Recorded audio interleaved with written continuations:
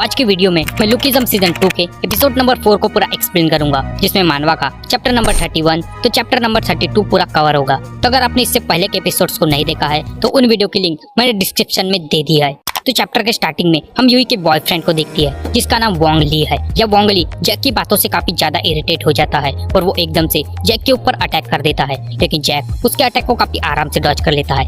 यह वोंग ली अपने 2 कदम पीछे लेता है और जैक से कहता है कि मैं तो बस तुम्हें परख रहा था, आखिर तुम कितने खतरनाक हो। अगर तुम्हें इतनी हिम्मत है तो मेरे इस अटैक से बच के दिखाओ। यह वोंग ली फिर से जैक के ऊपर अटैक करने आगे बढ़ता है, लेकिन जैक को उसके अटैक का कोई फर्क नहीं पड़ता। जैक उसके अटैक को काफी आराम से डॉज कर लेता है। तब भी जैक यूई की तरफ देखता है और यूई से कहता है, हे यूई, आखिर तुम मीरा के कितने क्लोज हो। क्योंकि जो जैक है वो मीरा को काफी ज्यादा पसंद करता है, लेकिन जो मीरा है उसे फाइट करने वाले लड़के बिल्कुल भी पसंद नहीं। या जैक को इसी बात का डर लग रहा था कि अगर उसने यहाँ पे फाइट की और ये बात मीरा को पता चली तो मीरा उससे एकदम नाराज हो जाएगी।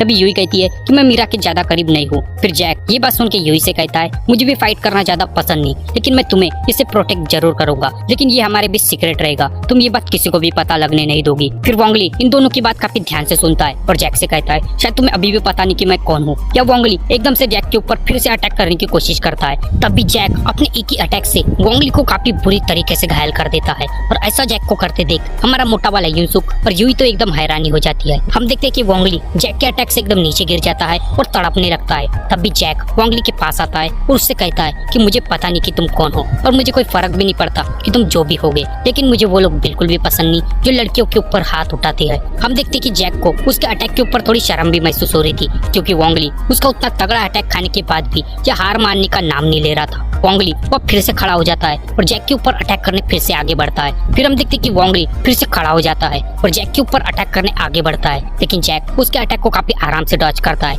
या जैक वोंग ली के साथ एकदम बच्चे की तरह फाइट कर रहा था, वो उसके अटैक को डॉज भी कर रहा था और उसी बीच वो उसे काफी ज्यादा पंच भी मार रहा था। फिर हम देखते कि जैक या वोंग ली को मारने अपने किसी खास टेक्निक का यूज करता है और उस टेक्निक को या हमारा मोटा वाला यूसुक काफी ठीक से एनालाइज करता है, जिस टेक्निक का नाम है स्ट्रेच। यहाँ पे जैक उस टेक्निक का यूज करता है जब वो सबसे पहले पोजीशन में आता है और अपने पूरे शरीर की ताकत अपने पंच में लगाता है, जिस पंच से वोंग ली की हालत काफी ज्यादा बुरी हो जाती है। या हमारा मोटा वाला यूसुक भी जैक को ऐसा करते देख एकदम सोच में पड़ जाता है और वो अपने मन में सोचता है कि जैक तो एकदम ऑसम है, वो अपने टेक्निक को कितनी अच्छी तरीके से यूज करता है। वो सबसे पहले पोजीशन में आता है और अपना पूरा वेट अपने पंच पे शिफ्ट करता है और अपने सामने वाले एनिमी को काफी बुरी तरीके से घायल कर देता है। या यूसुक सोचने लगता है कि मुझे अभी भी यकीन नहीं हो रहा कि मैंने उस दिन जैक से कैसे फाइट कर ली। या हम देखते कि जैक अपने फाइनल अटैक से वोंग ली को डिफीट कर देता है और वोंग ली के पास आके कहता है कि मुझे वो लोग बिल्कुल भी पसंद नहीं जो लड़कियों के ऊपर हाथ उठाती है, क्योंकि मैं लड़कियों के साथ जैसा भी बिहेव करूं, लेकिन मैं कभी भी लड़कियों के ऊपर हाथ नहीं उठाता, लेकिन तुम लड़कियों को फूल से मारते हो।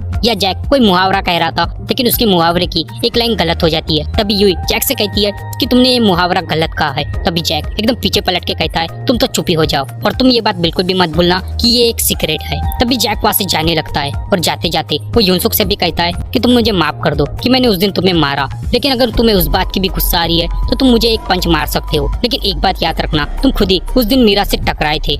या हमारे यूसुक को जैक की कोई बात समझ में नहीं आ रही थी, लेकिन या उसे थोड़ा थोड़ा समझ में आता है कि जैक उससे माफी मांगना चाहता है। फिर हमें वास्को नजर आता है जो अपने जिम में वर्कआउट कर रहा था, लेकिन वर्कआउट करते टाइम उसे काफी ज्यादा प्रॉब्लम हो रही थी, क्योंकि वर्कआउट करते टाइम वो उस वेट को उठाने के लिए अपने दोनों हाथों का प्रेशर ठीक से लगा नहीं पा रहा था, क्योंकि उसके एक कान में काफी तेजी से खुजली हो रही थी, क्योंकि उस कारण से वो उस वेट को उठाने अपने दोनों हाथों का प्रेशर ठीक से लगा नहीं पा रहा था। और हम देखते कि इसी बात से हमारे वास्को भाई की आंखों से आंसू निकलने लगते हैं। फिर उसके बाद सीन शिफ्ट होता है और हम गमगम लैंडलॉर्ड को देखते हैं जो अभी हान्युल की लाइव स्ट्रीम को देख रहा था। या गमगम लैंडलॉर्ड हान्युल के लाइव स्ट्रीम को देख के सोच रहा था कि उसने हान्युल को अपने सारे पैसे सेंड कर दिए है, लेकिन अभी उसके पास हान्युल को सेंड करने के लिए एक भी मून बैलेंस नहीं है, उससे किसी तरह पैसे का जुगाड़ करना पड़ेगा। लेकिन यहाँ हम देखते कि हान्युल को गंगम लैंडलॉर्ड से कोई फर्क नहीं पड़ता, क्योंकि हान्युल ने अपना उतना तो फैन बेस बना लिया था कि उसे बिना गंगम लैंडलॉर्ड के भी काफी सारे मून बैलून्स मिल रहे थे। यहाँ हम देखते कि हान्युल को उसके ऑडियंस काफी सारे मून बैलून्स सेंड करती है और हान्युल उतने मून बैलून्स देख के काफी ज्यादा खुश हो जाती है और अपने ऑडियंस को काफी प्यारा सा रिप्लाई करती है। और ऐसा हान्युल को करते देख हमारा लैंडलॉर्ड तो एकदम हैरानी रह जाता है। वो अपने मन में सोचने लगता है ये सारे लोग आखिर हान्युल को इतने सारे मून बैलून्स क्यों सेंड कर रहे हैं, कहीं ये हान्युल को मुझसे छीनना तो नहीं चाहते। या लैंडलॉर्ड को हान्युल की लाइव स्ट्रीम देख के थोड़ा हान्युल पे डाउट होने लगता है, क्योंकि हान्युल अपनी ऑडियंस के साथ काफी प्यार से पेश आती है। उसे एक टाइम भी या गंगम लैंडलॉर्ड की याद नहीं आती। या लैंडलॉर्ड को भी रियलाइज होता है कि हान्युल भी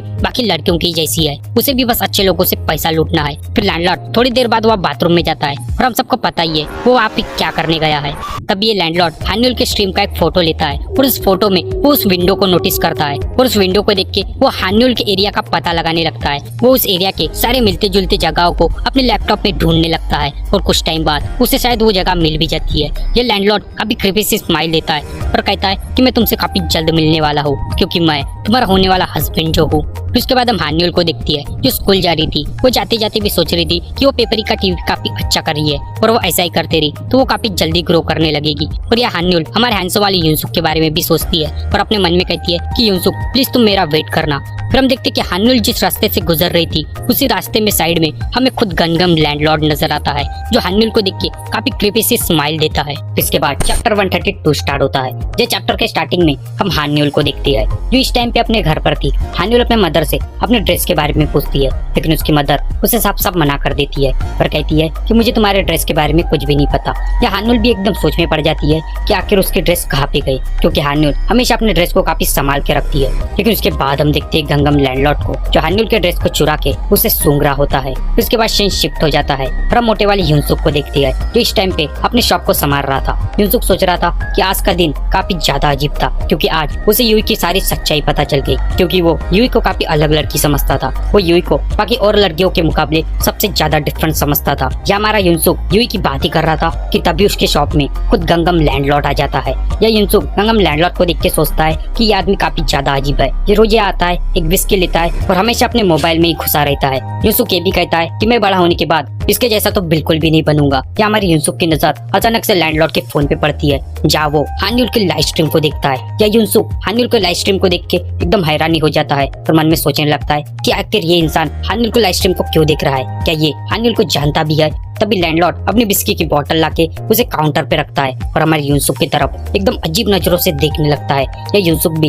लैंडलॉर्ड को देख के थोड़ा घबरा जाता है और उसे उसका सामान देके उसे बाहर भेज देता है। उसके बाद हमें हान्युल नजर आती है जो अपने घर का कूड़ा बाहर फेंकने आई थी। हम देखते कि हान्युल वहाँ किसी से फोन पे बात भी कर रही थी जो उसकी फ्रेंड थी। उसकी फ्रेंड हान्युल से पूछती है कि क्या हान्युल तुम अभी भी पेपरिका टीवी पे लाइव स्ट्रीम कर रहे हो, लेकिन हान्युल उसे मना कर देती है और उससे कहती है कि वो बाहर कूड़ा फेंकने आई है। हान्युल ये भी कहती है कि लोगों को पागल बनाना काफी आसान है, वो फुल लोग मेरी खूबसूरती देख के मुझे काफी सारे पैसे सेंड कर देते हैं। लेकिन हान्युल ये बात कही रही थी तभी उसके सामने खुद गंगम लैंडलॉर्ड आ जाता है। या लैंडलॉर्ड ने शायद हान्युल की बात सुन ली थी। या हम देखते कि हान्युल लैंडलॉर्ड को देख के एकदम घबराने लगती है। तभी लैंडलॉर्ड हान्युल से कहता है कि क्या आप मुझे ये रास्ता बताने में मदद करोगी। तभी यूई एकदम से लैंडलॉर्ड को मना कर देती है, उससे कहती है मुझे ये रास्ते के बारे में कुछ भी नहीं पता। लेकिन तब भी हम देखते हैं कि यह हान्युल को बचाने हमारा मोटा वाला युनसुक आ जाता है। या युनसुक को देख हान्युल एकदम सोच में पड़ जाती है और अपने आप से कहती है कि आखिर ये इंसान कौन है और मेरी मदद क्यों करना चाहता है। तभी युनसुक हान्युल से कहता है कि हान्युल तुम यहाँ से भाग जाओ, क्योंकि इस इंसान के पास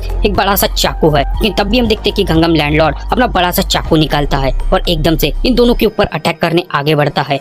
हम देखते कि लैंडलॉर्ड का चाकू युनसुक तक पहुंचने ही वाला होता है। तभी युनसुक जैक के टेक्निक को याद करता है। युनसुक जैक के टेक्निक को कॉपी करता है और लैंडलॉर्ड के ऊपर अटैक करता है, जिस अटैक से लैंडलॉर्ड का चाकू उससे दूर हो जाता है। और ऐसा युनसुक को करते देख लैंडलॉर्ड और हान्युल एकदम हैरानी हो जाती है। तभी युनसुक फिर से जैक के टेक्निक को कॉपी करता है और लैंडलॉर्ड के ऊपर अटैक कर फिर से आगे बढ़ता है, लेकिन लैंडलॉर्ड उस अटैक से बाल बाल बच जाता है। या लैंडलॉर्ड एकदम गुस्से में युनसुक से कहता है कि आखिर तुम कौन हो और हम दोनों के बीच में क्या कर रहे हो। और लैंडलॉर्ड ये भी कहता है कि हान्युल से दूर हो जाओ, क्योंकि वो सिर्फ मेरी है। या हम देखते कि हमारा मोटा वाला युनसुक हान्युल को बचाने के लिए उसे अपने शरीर से प्रोटेक्ट करने लगता है। और इधर लैंडलॉर्ड एकदम गुस्से में हमारे युनसुक के ऊपर अटैक करने आगे बढ़ता है। वो युनसुक को मारते जाता है और हमारे युनसुक हान्युल को बचाने के लिए लैंडलॉर्ड के सारे अटैक अपने शरीर पर लेने लगता है। या हान्युल भी रोने लगती है और अपने आप से कहती है कि आखिर ये इंसान कौन है। हान्युल अपने दिमाग पे जोर डालती है। हान्युल को याद आता है कि जिस दिन हम सारे लोग पार्टी कर रहे थे तब हमारा हैंडसम वाला युनसुक अचानक से बेहोश पड़ गया था और ये इंसान वही था जिसने युनसुक को अपने कंधे पे बिठाकर घर छोड़ दिया था। हम देखते कि लैंडलॉर्ड युनसुक को हाथ से मारना बंद कर देता है और अपने चाकू को ढूंढने लगता है। वो अपना चाकू पकड़ता है और युनसुक के ऊपर अटैक करने आगे बढ़ता है, लेकिन तब भी पीछे से एक बड़ा सा डंबल आता है और सीधा लैंडलॉर्ड के सर पर लगता है। और ये देख हान्युल और युनसुक एकदम हैरान हो जाती है और मन में सोचती है कि आखिर ये कौन है। और वो इंसान और कोई नहीं रहता वो रहता है हमारा वास्को भाई। हम देखते कि लैंडलॉर्ड को उस डंबल के अटैक से काफी ज्यादा दर्द होने लगता है, लेकिन फिर भी वो पागलों की तरह कहने लगता है कि मैं तुम सबको मार दूंगा। तब भी हमारे वास्को भाई लैंडलॉर्ड के पास आती है और उससे कहती है कि तुम एक नंबर के बेवकूफ हो। और इसी के साथ ये चैप्टर और ये एपिसोड यही एंड हो जाता है। तो ये था हमारा लुकिज्म सीजन 2 का एपिसोड नंबर 4। तो अगर आपको वीडियो पसंद आई तो प्लीज वीडियो को लाइक करना, वीडियो को शेयर करना और प्लीज सब्सक्राइब करना मत भूलना। नेक्स्ट वीडियो भी काफी जल्दी लाने की कोशिश करूंगा।